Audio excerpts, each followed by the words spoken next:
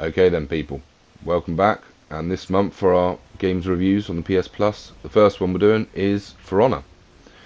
Jumping straight in here, you get a choice of 3 different factions, which is Knights, Vikings, or Samurais. I believe with some of the DLCs and the extra content and that, you can actually get extra heroes for them. What that involves, I'm not too sure, whether it's just an aesthetic thing or whether there's extra uses for those heroes. But, you know, I don't go into that. It's simple. I play the game of what we get on the PlayStation Plus for free, and I review that. Look in here, and you get a selection of different bits for your shield designs and such. I believe you'll find that the shields are actually the equivalent of your online avatar, maybe. I haven't actually gone on to play a multiplayer, I won't lie, so I can't be 100% sure, but by how much choice there is, I should imagine it's going to be at least put up as your logo, let's say, or your design. But anyway, that's not the important bit really, is it? Shields, lovely, fantastic. What's the gameplay like?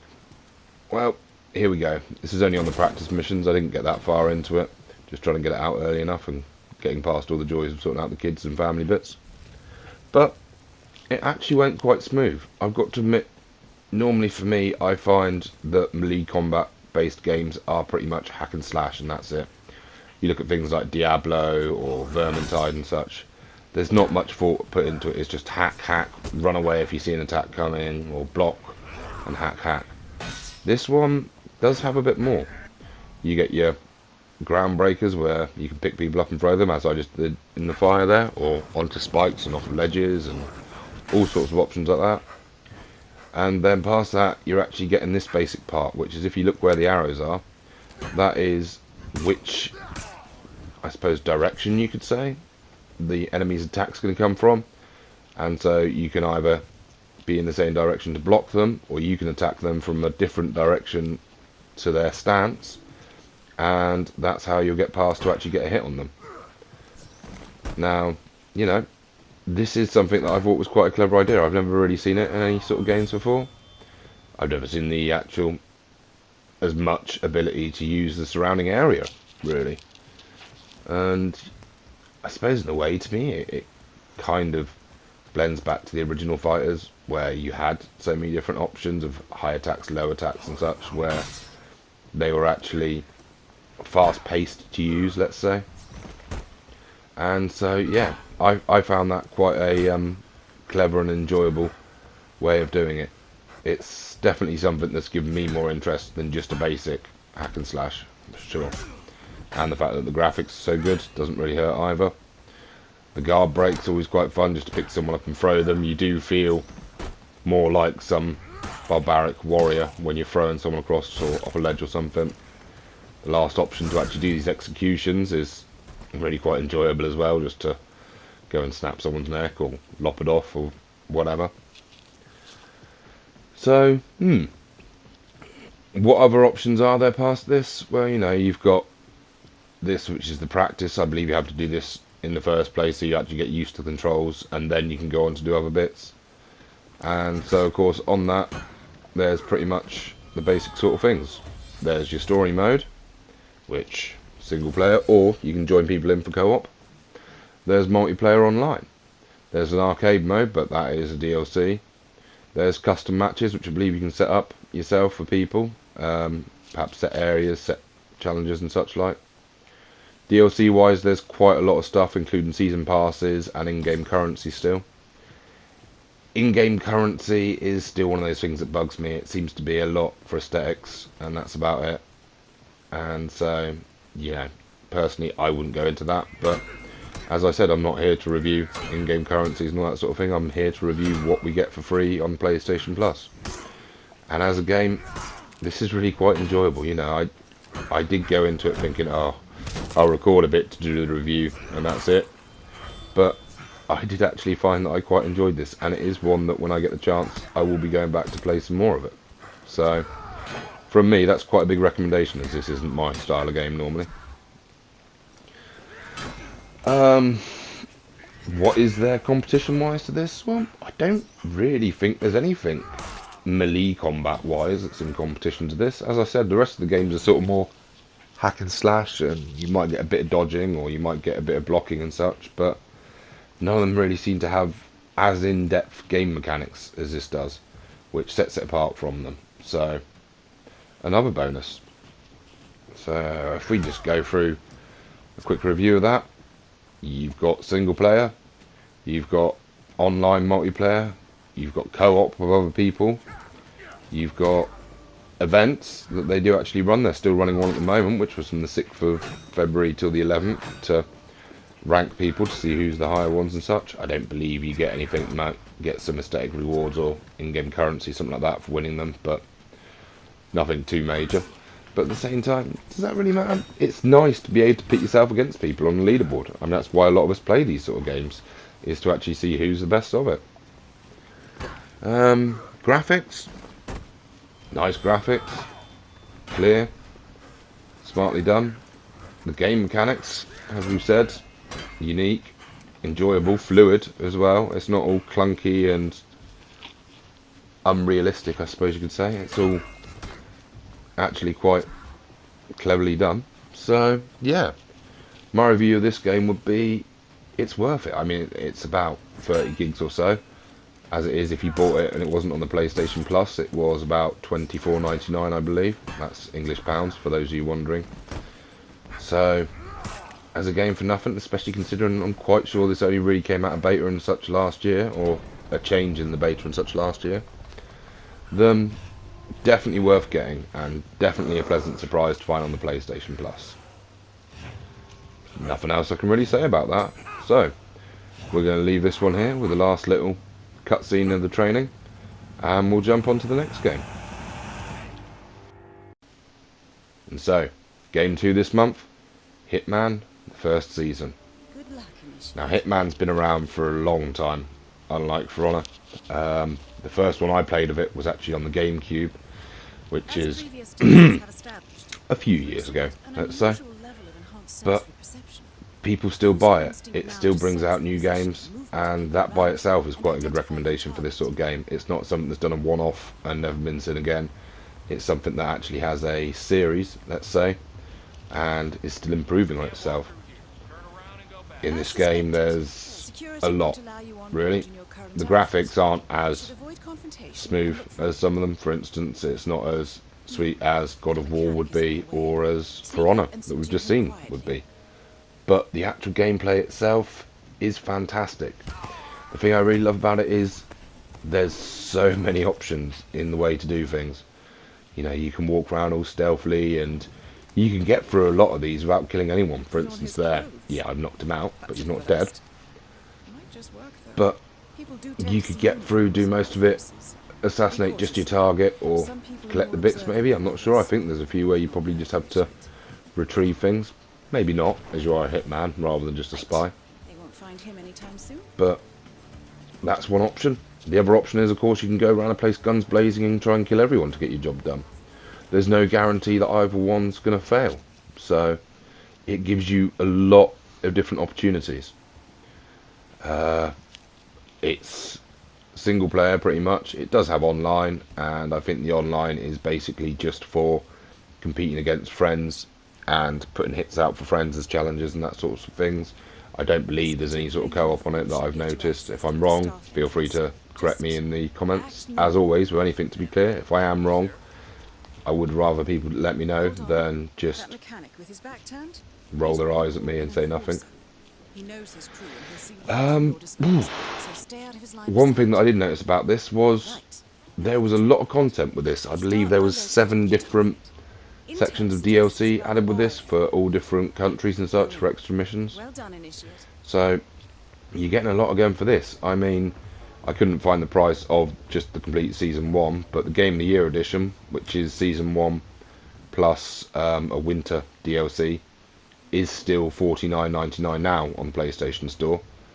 And at the same time, that winter DLC I think was $15.99 or so. It's $7.99 at the moment, but you know, that's quite a lot of game again to be getting for our free games, so you can't really complain there. The ability to be able to take people's disguises, to poison food, tamper with things for different ways of killing people, You know, it's fantastic how involved this game is, and it's definitely not one of those games like, for instance, Modern Warfare 3, where you could finish it in a day on the story mode and be done. This is a game that there's going to be a lot of thinking in it, and even once you've done it the first time, you can go back through and do all the challenges, and you're going to find more stuff to do. DLC wise, well, as we see here, there's an aesthetic one at the end, and there's a Game of the Year edition upgrade, which is what I was on about, to get the winter edition pack. So let's sum it up, shall we? It's a great game.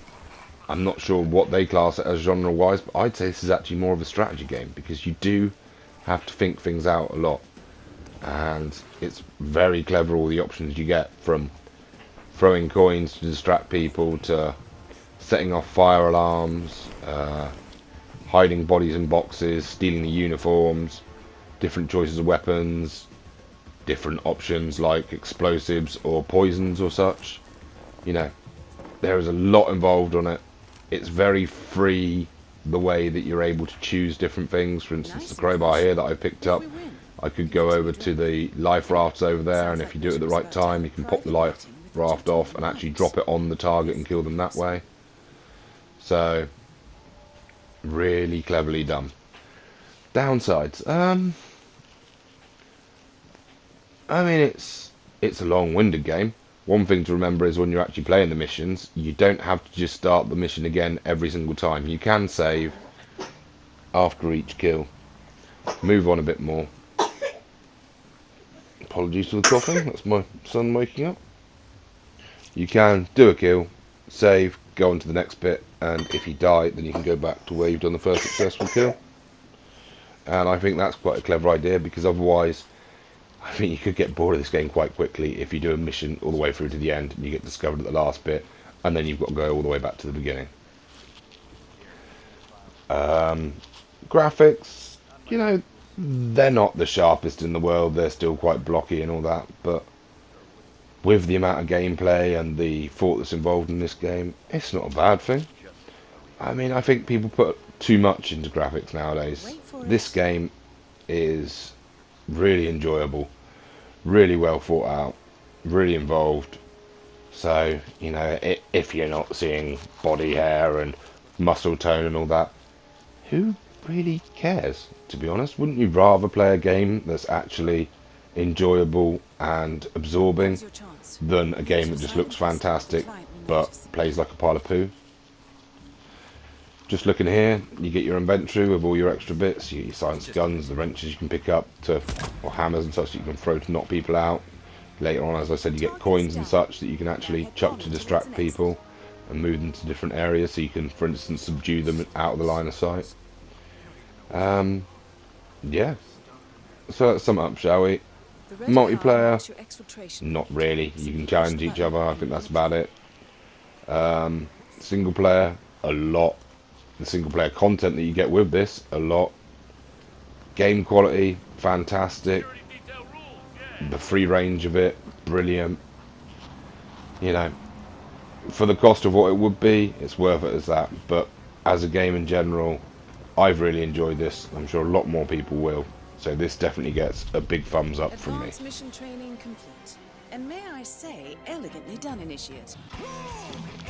And on our last game, the honourable mentions, we have quite a quirky retro arcade style game called Rogue Aces. Now, we'll be clear straight from the start, this isn't anywhere in the same sort of category as Hitman or For Honor. It's a plain and simple game. It's a point and shoot game. It's quite basic on design, if we're going to be brutally honest. Not that that's a bad thing. But it's an enjoyable game. I mean, at the same time, this game itself is only 207 megabytes. So this video, by the time I've finished it, will actually be larger than this game. But is it enjoyable? Yeah. In a childish way, in a retro way, in a simplistic pick up and play way, it definitely is. I mean, you know, you're not saving a large amount getting it for free. It was 10 quid, but it's still something, and it's nice to have a game like this once in a while, something that you can just pick up. Realistically, you can probably install this now, not play it for a couple of months and go back onto it, and you're not really going to need to worry about the fact that it's had a dozen updates since then that you need to wait to install. Has it got any multiplayer or anything? No, it hasn't got multiplayer that I've noticed at all. At least not on the options that I saw. No split screen or anything, I don't think either. But it is enjoyable, you know. Past the point and shoot, it has some quirky little bits that are quite clever, like if you get close enough to a plane, you can actually eject from yours and hijack another plane in mid-air, which is definitely quite a cool idea, and let's face it, we'd all feel quite chuffed if we'd done it. But if we're going to be harsh to it, I mean the graphics, I'm not going to be harsh about the graphics because I don't mind it. It's a retro game. It's worth it. What I'm concerned about is the gameplay, I think, could get quite repetitive soon. Because it's going to be, you're going to be shooting down planes, or you're going to be shooting tanks, or blowing up buildings, or blowing up boats, or blowing up airships. But basically doing the same thing. Spin, shoot, repeat. Is that a bad thing? Like I said, for the size of it, and for the basicness, considering it's not one of the main games either, then you can live with that really. You're still going to have a good laugh playing it. And also, it's one of those that you can put the kids on, and you're not going to need to explain to them for a couple of hours how to do everything and how the game works. Point, shoot. Nice, simple, easy to play. So, whilst it's not one of the big boys, this I would still recommend people getting. As I said, it's a nice small size. It's not one of those you have to update forever. And it'll keep you entertained. Perhaps this is me harking back to the yesteryear when I was playing bits, but you know, that's it. So we'll sum up, shall we? For Honor, yes, definitely worth it. Great melee combat game. Hitman, fantastic strategy thinking sort of game. Rogue Aces, really clever game. And so that wraps up my review for this month. As I've said, all the games, decent quality games. Even the nice little cheap and cheerful Rogue Aces is an enjoyable one. They're definitely worth your time, even if it's just in case you try them. Definitely good value for money considering the price of what they are. I mean, if you're going to get all technical on this, yes, I know your PS Plus does other things as well, but For Honor by itself is £25, which is, I believe it's £19.99 for 3 months of your PlayStation Plus, so you can't really complain at that. I hope you've enjoyed the reviews. I hope they've been helpful to you. More importantly, I hope they've actually tempted you to play the games, because they really are worth it. Of course, if it's not your style, then I hope explaining what sort of games these are has actually helped you realise that as well before you waste your time downloading 30 gigabytes worth of game just to find out that it's not at all to your tastes. Anyway then, people, we're going to leave you there. I'm going to try and crack on and get a few bits sorted for content of other videos, and I will see you again with another review next month, and looking forward to finding out what we get then. So all the best, people, take care, bye bye for now.